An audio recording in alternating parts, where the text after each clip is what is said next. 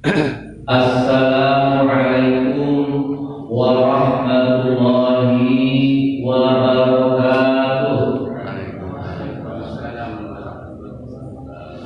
Alhamdulillahilladzi anzala sakinata fi qulubil mu'minin liyazdadu imanan ma'a imanihim.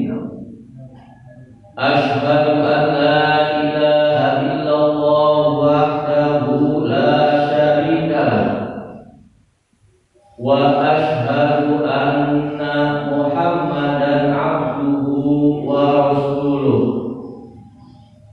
Allahumma shalli wa sallim ala sayyidina Muhammadin wa ala alihi wa sahbihi ajma'in, amma ba'du.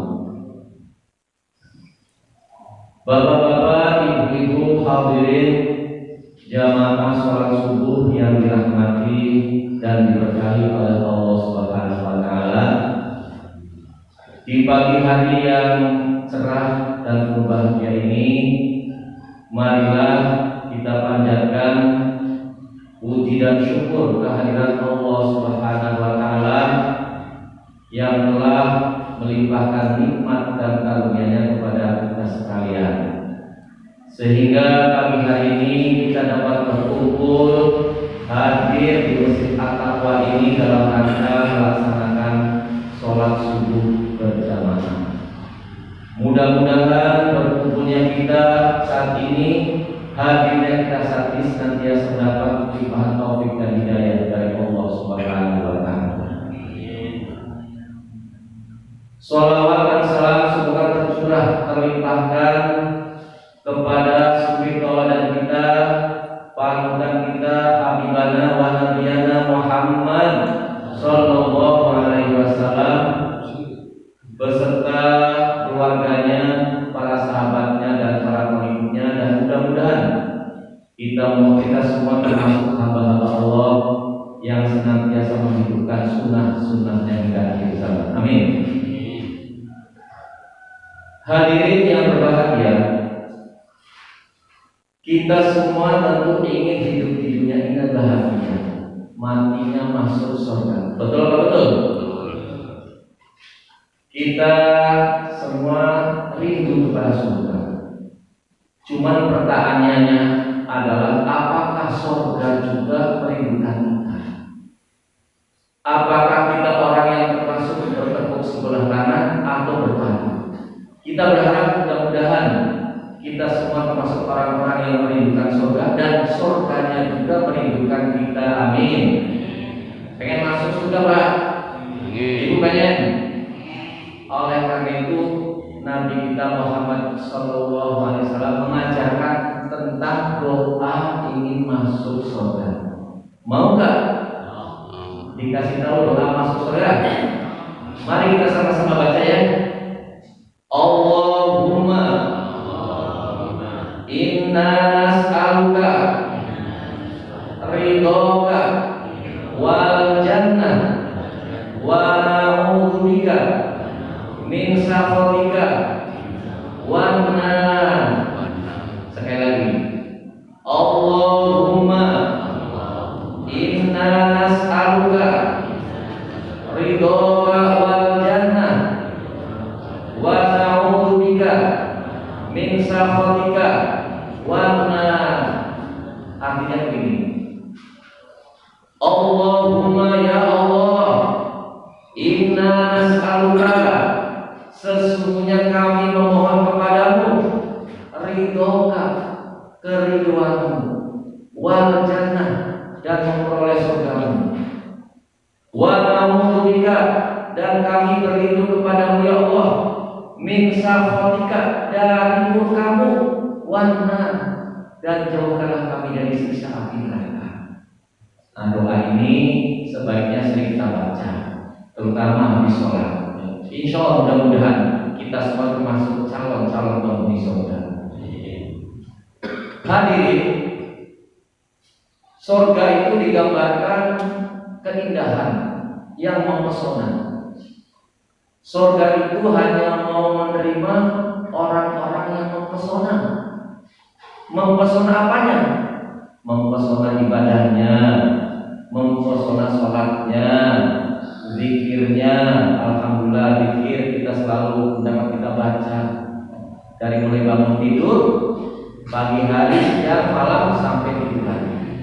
Maka jangan lupa kita banyak zikir. Insya Allah kalau kita termasuk orang yang mempesona, orang yang selalu banyak ibadah, insya Allah kita termasuk calon-calon penghuni surga. Amin. Calon penghuni surga itu ada ciri-cirinya. Ada berapa ciri-ciri calon penghuni surga? Ada 4 ciri calon penghuni surga. Ada berapa?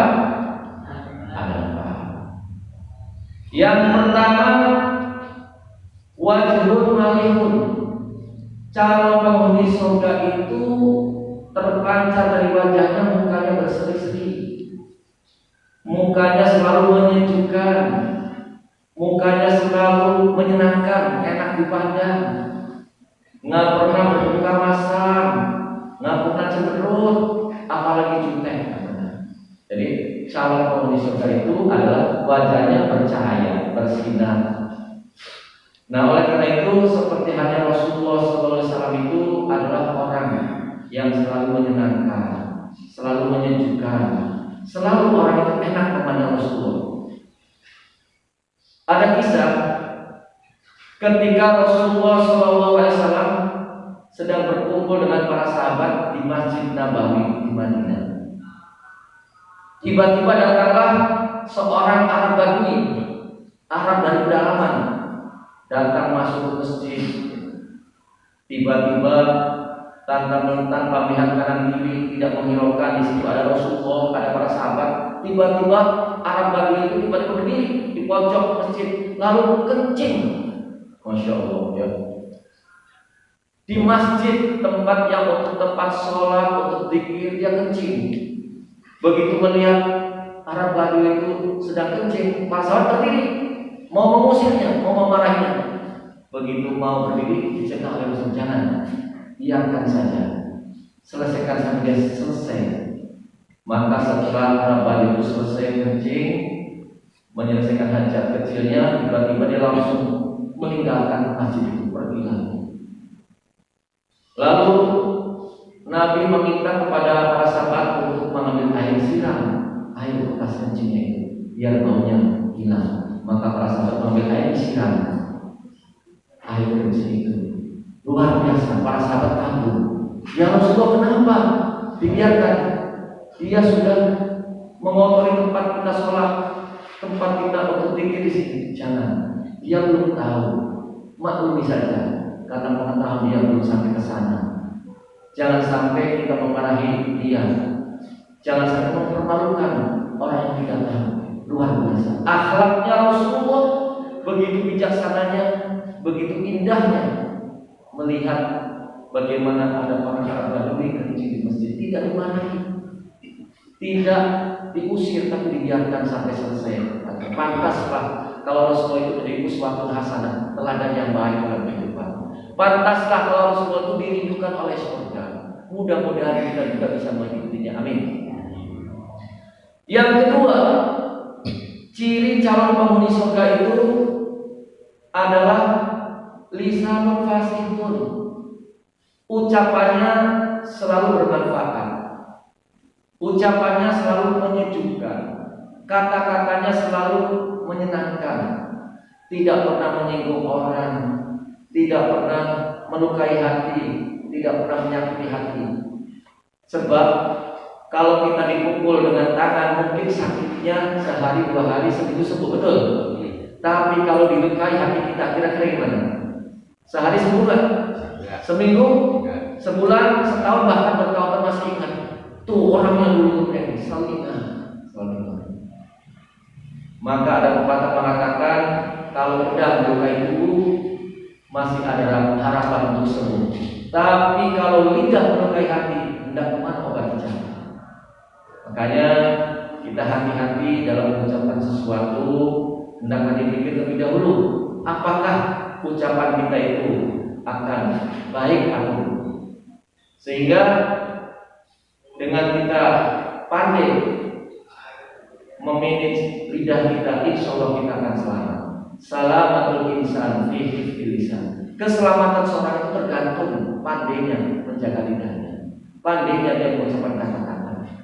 Gara-gara lidah ada orang yang terpleset, ada nggak? Gara-gara lidah orang di penjara, ada nggak? Gara-gara lidah orang di penjara, hanya gara-gara lidah. Bahkan hanya gara-gara lidah dia sibuk, dia menyesal mengucapkan kafirnya, dia berusaha untuk klarifikasi secara sederhana. Maka Rasulullah SAW mengingatkan, "Man kana yu'minu billahi wal yawmil akhir falyaqul khairan aw liyasmut."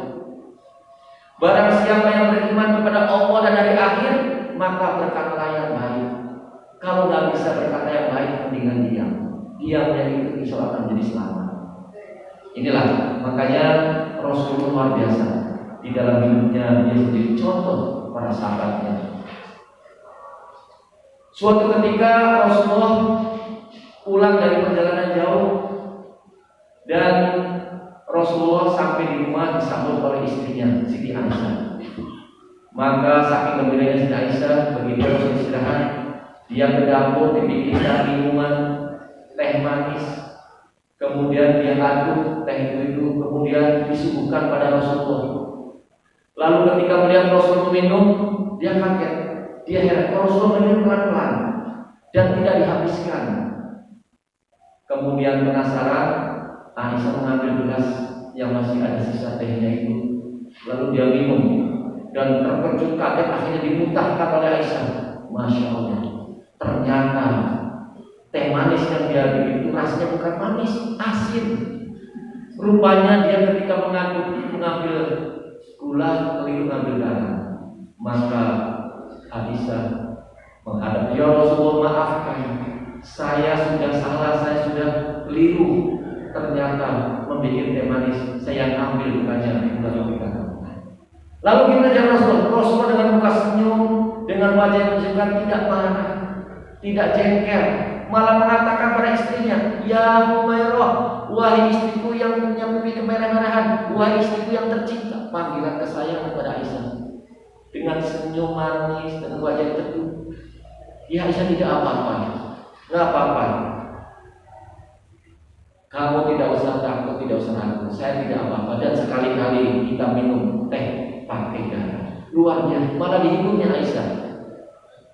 Pantas kalau Rasul menjadi suami teladan, tidak hanya menjadi pemimpin umat, tapi di rumahnya jadi teladan pada istrinya. Tidak pernah marah, rumah tangganya selalu harmonis, tidak ada pertengkaran. Hatta ada masalah pun selalu diselesaikan dengan baik. Inilah satu cermin bagaimana calon penghuni surga itu luar biasa. Lisannya, kata-katanya begitu indah dan manis. Kemudian yang ketiga, ciri calon penghuni surga itu adalah qalbun taqiyun, yaitu hatinya bersih, hatinya lurus, hatinya lembut, kemudian tidak pernah jengkel, tidak pernah dendam, tidak pernah dengki. Seperti hanya Rasulullah SAW, luar biasa. Rasulullah adalah orang yang selalu ikhlas, selalu sabar, selalu memaafkan dan seterusnya. Suatu ketika Rasulullah sedang sholat di Masjidil Haram. Saat itu belum hijrah ke Madinah, masih berada di Mekah. Begitu dia sholat, Abu Jahal melihat Nabi sedang sholat, maka datanglah ke masjid. Kemudian Abu Jahal dengan kawan-kawannya melihat Rasul sedang sholat, maka Abu Jahal menyuruh kepada teman kawannya untuk mengambilkan kotoran hewan yang sudah busuk. Maka setelah disampaikan kotoran yang busuk diambil oleh Abu Jahal dan dilemparkan ke punggung Rasul yang sedang sujud, yang sedang munajat pada Allah, sedang seperti dilemparkan ke punggungnya sampai kepalanya kotor dan badannya kotor. Sampai akhirnya Rasul bisa bangun sujud terus. Dan tidak sekedar itu, dicaci, dihina, dimaki sambil ditertawakan bersama-sama orang kafir Quraisy. Luar biasa. Rasulullah orang yang paling bersih, tidak marah, tidak dendam, ditertawakan. Saat itu para sahabat yang melihat tidak berani membersihkan kotoran itu, tidak berani mencegahnya.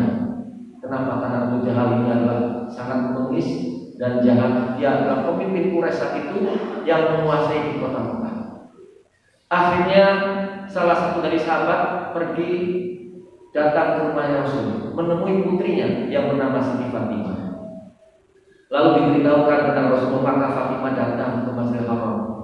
Begitu melihat ayahanda yang dia cintai, yang dia sayangi sedang sujud, kemudian di punggungnya banyak kotoran yang bau, menangislah beliau. Dia nangis sedih, akhirnya dibersihkanlah kotoran yang busuk itu dari punggungnya, dari pakaiannya, sampai akhirnya kotorannya sudah bersih. Barulah Rasul bangkit dari sujudnya, menyelesaikan sholatnya, dan tidak ada kata dendam, benci pada Abu Jahal. Malah dia berdoa, ya Allah, saya serahkan semuanya kepada-Mu ya Allah. Luar biasa, cobaan demi cobaan semuanya dijalani oleh dengan ikhlas dan tanpa dendam dan dendam. Pantaslah dengan akhlaknya yang agung, dengan keteladannya, agama Islam menyebar ke seluruh dunia, termasuk ke Indonesia ini. Itulah calon penghuni surga Rasulullah SAW. Mudah-mudahan kita juga bisa mengikuti jejak beliau. Kemudian yang keempat, ciri calon penghuni surga itu adalah yadun sahiyun, tangannya terbuka dalam arti dermawan, senang berbagi, senang berinfak, senang bersedekah, senang memberi orang lain, sering membantu orang lain. Yadun sahiyun adalah orang yang tidak pernah pelit, alias bakhil, alias apalagi kikir, apalagi remik, meleki, medit, merekehese, pantat kuning dan sebagainya. Jadi orang calon itu tidak pernah medit, orangnya selalu peduli, selalu senang memberi. Ya. Alhamdulillah sekarang banyak sudah mulai orang bersedekah, ya. Hari Jumat sedekah sebut Jumat berkah. Alhamdulillah ada yang sudah sedekah dengan nasi bungkus, bagus. Ada yang bagi-bagi sembako, apalagi sekarang ini musim COVID-19, musim corona ini ya. Ada yang pendapatannya turun, ada. Ada yang usahanya sepi, ada. Ada yang di PHK. Nah, saatnya kita berbagi banyak saudara. Ada lagi sodako yang bagus, yang utama di pagi hari, subuh. Maka subuh ini sebaiknya sebelum kita melakukan aktivitas, sodako. Masuk ke masjid, masukkan propal, sodako. Jadi kalau ada uang di kantong itu warna merah, apalagi warna biru, warna hijau, coklat, yang dimasukin apa kotaknya? Banyak coklat. Yang paling disukai warna apa itu? Nah, warna merah. Nah, kalau kita sudah masuk makan itu baru luar biasa. Bukannya yang coklat tidak, yang coklat juga bagus. Salah, yang lebih bagusnya yang paling kita cintai. Kenapa? Sebab di waktu subuh itu ada dua malaikat yang mendoakan. Di waktu subuh itu dua malaikat hadir menyaksikan, mendoakan selalu tiap hari. Malaikat yang pertama berdoa, ya Allah, berilah keberkahan, tambahkanlah rezekinya, berikanlah kemakmuran kepada orang yang pagi ini bersedekah. Orang yang bersabar sedekah di waktu pagi didoakan malaikat, hidupnya makmur, hidupnya cukup, ya, rezekinya melimpah. Dan malaikat yang satu lagi berdoa, ya Allah, berikanlah kebangkrutan, kesusahan kepada orang yang pelit, orang yang kikir, orang yang bakhil. Orang yang pelit bahkan didoakan bangkrut. Oleh karena itu, mari kita senantiasa berbagi, senantiasa senang bersedekah, senang memberi orang lain, sering membantu orang lain. Dan sedekah itu tidak mesti berupa uang, bisa juga berupa tenaga, bisa berupa pemikiran, bisa juga berupa yang lainnya. Yang penting bermanfaat. Itulah 4 ciri calon penghuni surga. Mudah-mudahan kita semua termasuk orang-orang yang memiliki sifat-sifat yang empat tadi. Mudah-mudahan kita termasuk orang yang rindu kepada surga dan surganya juga merindukan kita. Berpadu antara kita dengan surga. Mudah-mudahan di akhir hayat kita dalam keadaan husnul khotimah. Ketika malaikat maut menyebut kita kelak, kita sudah siap, amalnya sudah cukup, persiapannya sudah cukup. Mudah-mudahan bertemu kita mendapat rahmat dan barokah dari Allah Subhanahu wa taala. Billahi taufiq wal hidayah. Wassalamualaikum warahmatullahi wabarakatuh.